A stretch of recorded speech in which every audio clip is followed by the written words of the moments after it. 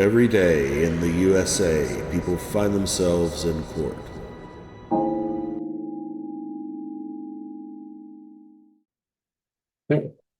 What are y'all here on?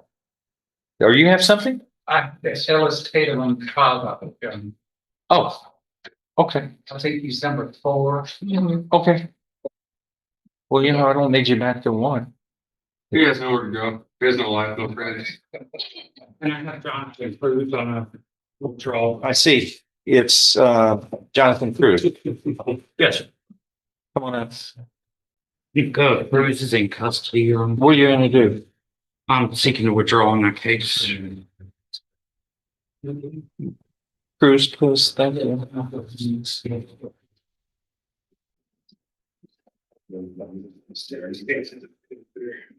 Okay, you are Jonathan Cruz? Yes, sir.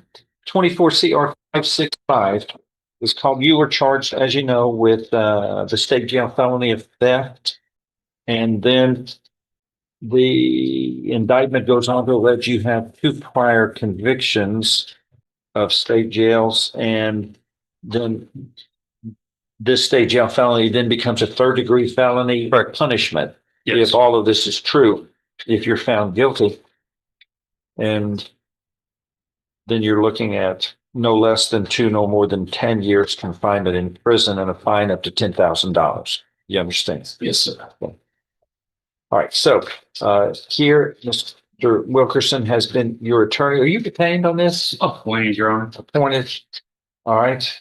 Go ahead. You filed a motion to withdraw. Yes. Here on August 21st. Go ahead. Your Honor, so in this case, we have endeavored to satisfy all of Mr. Cruz's requests and representations exhaustively, from contacting parole officers at his request because of a revocation warrant on file. You do a good job. You are pretty intent on taking care of business. To issuing subpoenas to phone carriers in a number of other locations. Ultimately, it comes down to a conflict that is renders this attorney-client relationship unworkable at this point.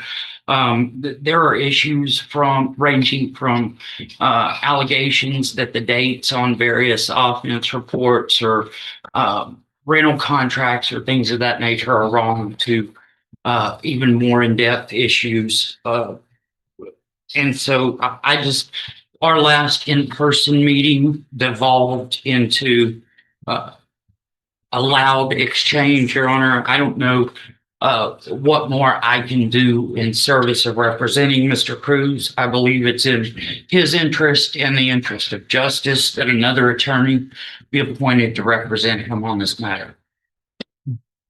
Okay, so what happened?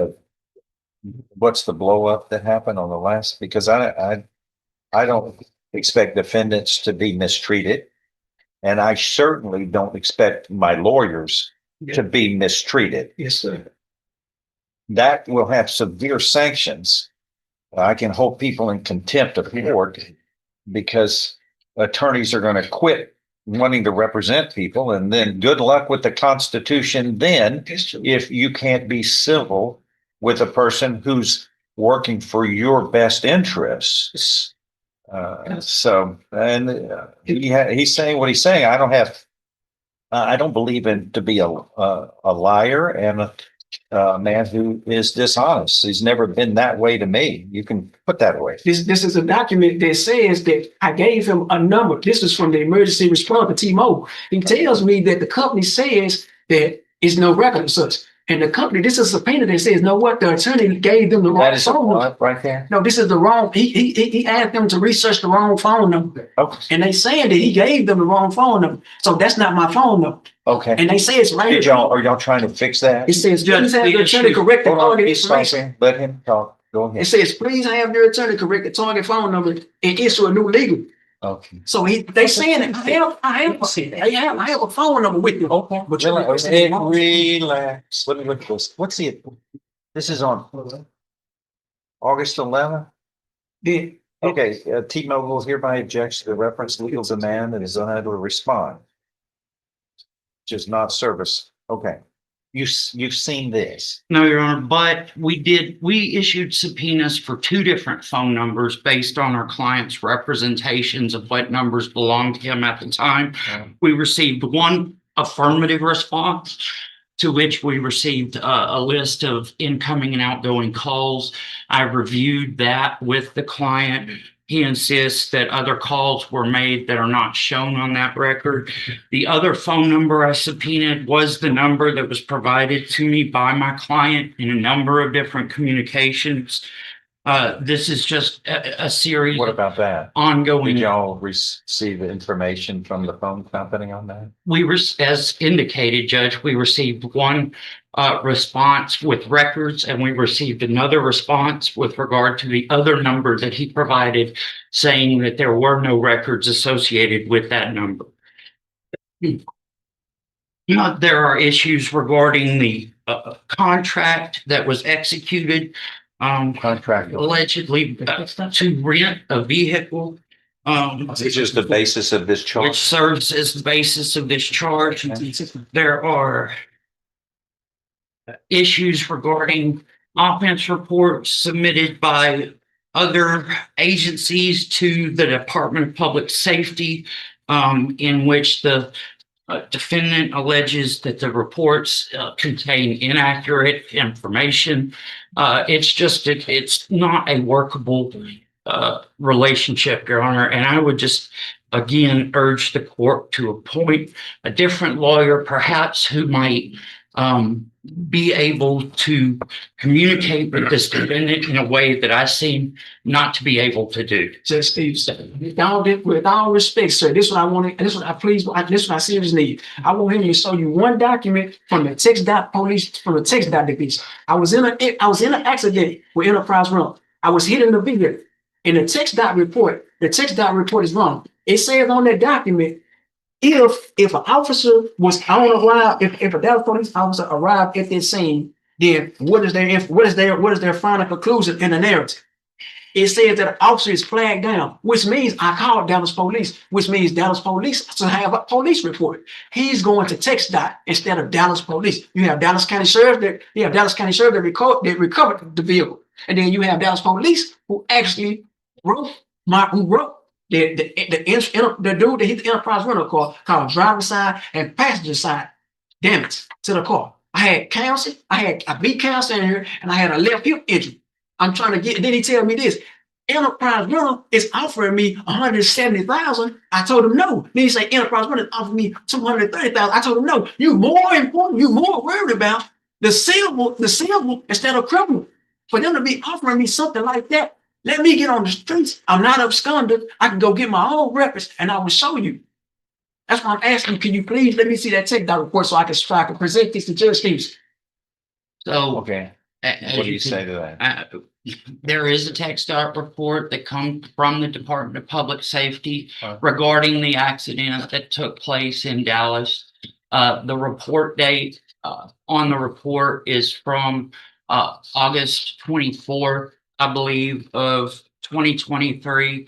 I believe the state also has a copy of that document. It was submitted with the What was the day of the report?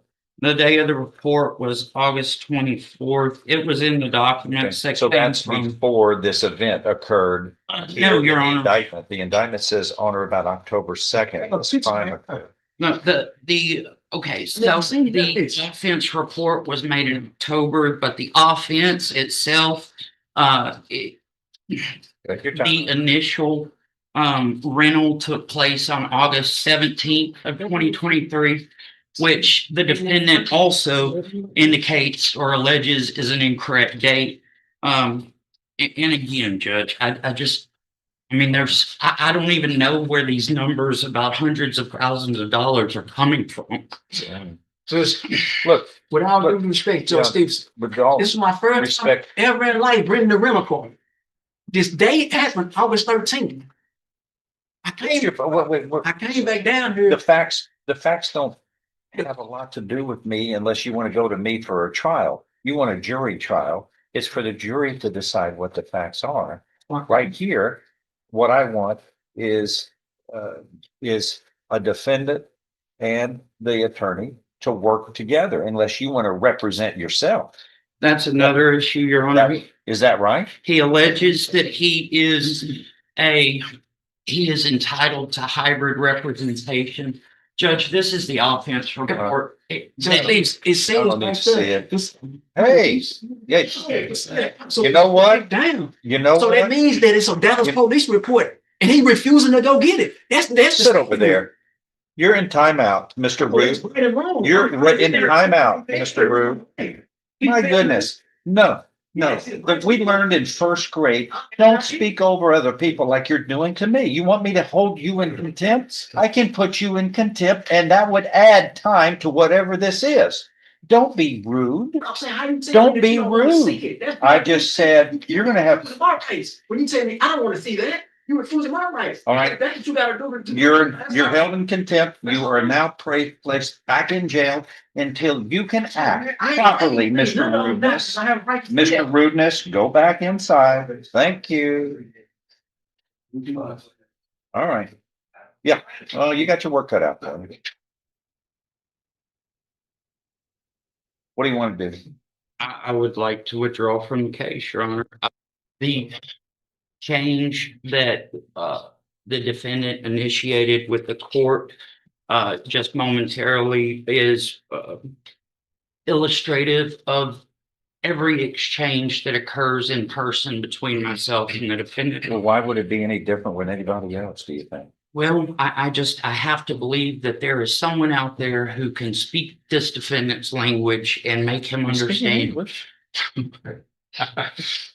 Although it's a rude form of the English. All right, who's next on the trial? All right, I'm gonna grant you relief. Put you out of your misery. But from time to time, we have obstreperous clients. They're very difficult, but maybe another one will be